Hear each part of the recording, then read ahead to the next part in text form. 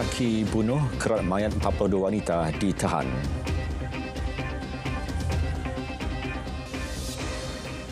Assalamualaikum, salam Malaysia Madani, Dunia 10 bersama saya Muhammad Shah Musa. Seorang pembunuh bersiri di Nairobi, Kenya berjaya ditahan. Suspek mengaku membunuh 42 wanita dan mengerat mayat mangsa sebelum dibuang di tapak pelupusan sampah. Setakat Jumaat, 9 mayat yang dikerat dan dimasukkan dalam beg plastik telah dikeluarkan dari tapak pelupusan sampah. Pemangku Ketua Polis Douglas Kanja berkata, suspek utama berusia 33 tahun yang dikenali sebagai Collins Jumaisi Halusha itu ditahan berhampiran sebuah bar pada Isnin kira-kira pukul 3 pagi waktu tempatan. Penahanan itu dibuat selepas operasi bersama DCI dan Perkhidmatan Polis Negara. Siasatan kes dijalankan sejak penemuan bahagian tubuh mayat mangsa yang ditemukan di tempat pembuangan sampah berkenaan. Polis mendedahkan kesemua 9 mayat wanita terbabit berusia dalam lingkungan 18 hingga 30 tahun. Sekurang-kurangnya 100 individu cedera dalam tunjuk perasaan di Dhaka. Ia susulan perhimpunan menentang kuota pekerjaan dalam kerajaan bertukar menjadi ganas. Ratusan penunjuk perasaan anti kuota dan pelajar yang menyokong parti pemerintah Liga Awami bertempur di kampus Universiti Dhaka. Mereka membaling batu, berlawan menggunakan kayu dan memukul antara satu sama lain dengan batang besi. Menurut saksi kejadian, ada yang membawa parang selain membaling bom petrol. Sistem kota yang ditetapkan menghadkan lebih separuh daripada jawatan perkhidmatan awam yang bergaji tinggi untuk kumpulan tertentu sahaja. Ia termasuk anak-anak pejuang ketika Perang Pembebasan Negara daripada Pakistan pada 1971. 4 maut dan beberapa yang lain cedera dalam insiden tembakan di ibu kota Oman, Maskat. Insiden berkenaan berlaku di sekitar sebuah masjid di Al-Awadi Al-Kabir. Menurut polis, semua langkah dan prosedur keselamatan telah diambil bagi menangani keadaan. Siasatan lanjut juga telah dijalankan menerusi pengumpulan bukti bagi mengenal pasti motif sebenar kejadian. Setakat ini jumlah sebenar mangsa cedera belum didedahkan.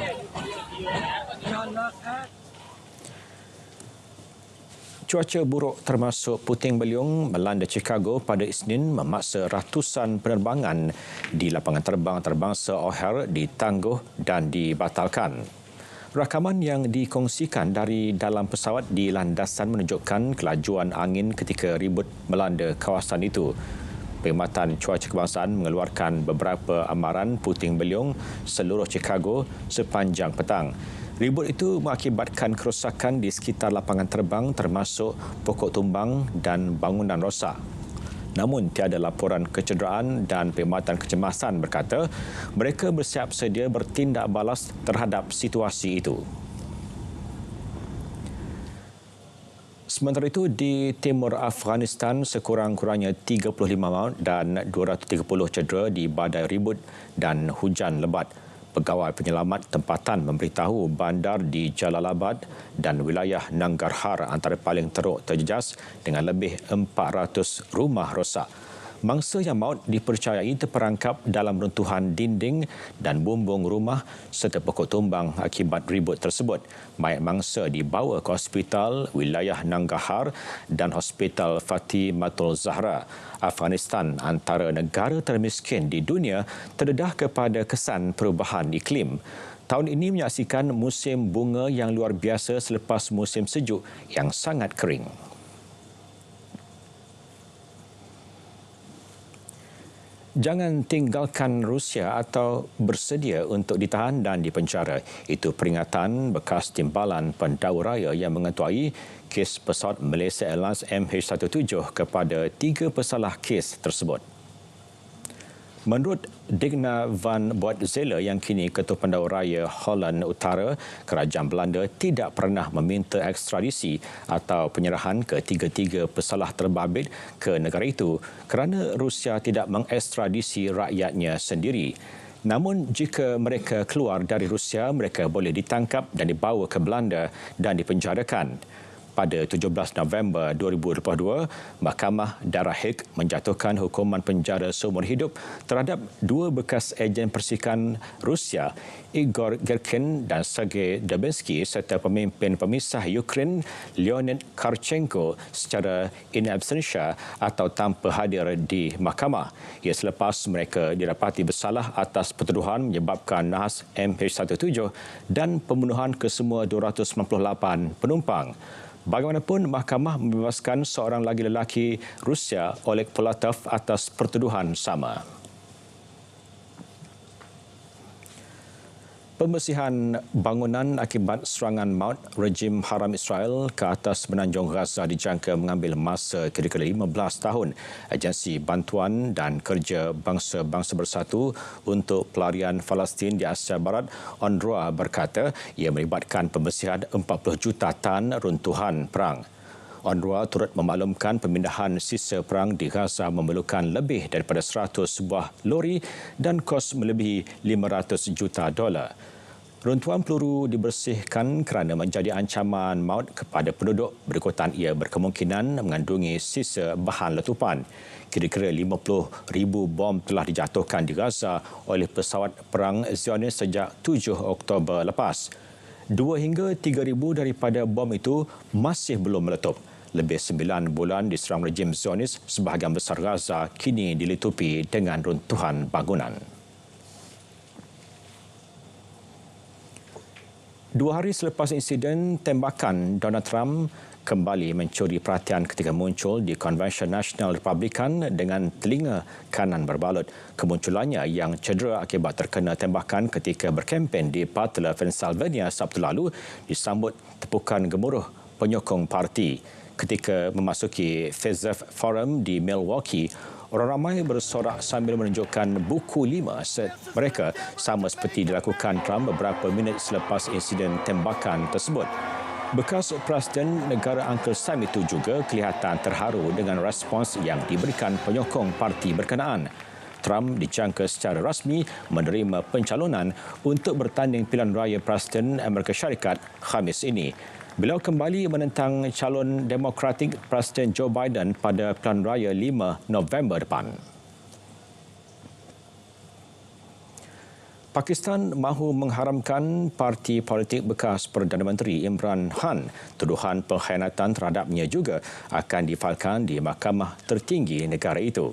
Menteri Penerangan Ataullah Tarar berkata, langkah mengharamkan Pakistan Tehreek-e-Insaf PTI berdasarkan tuduhan membuktikan parti itu menerima dana asing daripada sumber yang menyalahi undang-undang. Ia turut mengambil kira rusuhan dilakukan penyokong PTI tahun lalu yang menyasarkan pangkalan tentera. Kerajaan Persekutuan akan memulakan kes untuk mengharamkan PTI dengan membawanya ke Kabinet. Kerajaan juga akan memfailkan rujukan undang-undang terhadap Imran dan bekas Presiden Arif Alvi atas tuduhan pengkhianatan di bawah perlembagaan negara di hadapan Mahkamah Agung. Pembantu Imran, Zulfikar Bukhari, pula berkata keputusan itu adalah langkah ke arah pelaksanaan undang-undang tentera secara halus. Beberapa negara anggota PBB termasuk Turki dalam kenyataan bersama menyuarakan kebimbangan terhadap situasi di Myanmar. Perkara itu dimaklumkan Timbalan Wakil Tetap Amerika Syarikat ke PBB, Robert Wood. Laporan terkini menunjukkan rejim Myanmar menggunakan orang tersingkir yang kebanyakannya Rohingya sebagai perisai manusia di tengah-tengah konflik di Rakhine. Pada 2017, tentera Myanmar melancarkan operasi keganasan terhadap penduduk Rohingya di utara Rakhine. Hampir 1.2 juta rakyat Rohingya terpaksa melarikan diri ke Bangladesh dan hidup di kamp pelarian yang sesak. 4 kes baharu selsema burung dilaporkan di Amerika Syarikat menjadikan jumlah keseluruhan kepada 8 kes. Pusat Kawalan dan Pencegahan Penyakit CDC berkata 4 kes terbabit melibatkan pekerja di ladang ternakan yang sama. Kes baharu itu berlaku di tengah-tengah penularan wabak melibatkan haiwan seperti lembu yang telah menjangkiti manusia. Terdapat kes kelima tetapi masih perlu dianalisis untuk disahkan. CDC berkata pekerja yang dijangkiti dilapor mengalami gejala selesema namun percaya risiko untuk penduduk lain dijangkiti masih rendah. Wabak tersebut mula dikesan di negara itu pada musim bunga.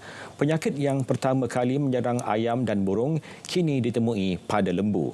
Jangkitan manusia pertama melalui lembu disahkan pada 1 April di Texas. Filipina pula mencatatkan 233 kematian akibat denggi dari Januari hingga 29 Jun tahun ini. Sepanjang tempoh itu, 90,119 kes dicatat iaitu peningkatan 19% berbanding tempoh sama tahun lalu. Angka itu disumbang peningkatan kes di 7 daripada 17 wilayah di negara itu. Bagi menangani isu tersebut, Setiausaha Kesihatan Filipina Teodoro Harbosa berkata usaha menghapuskan tempat pembiakan nyamuk diperhebat. Beliau juga menekankan kepentingan mendapatkan rawatan perubatan segera. Katanya diagnosis dan rawatan awal mampu menangani kes dengan lebih berkesan.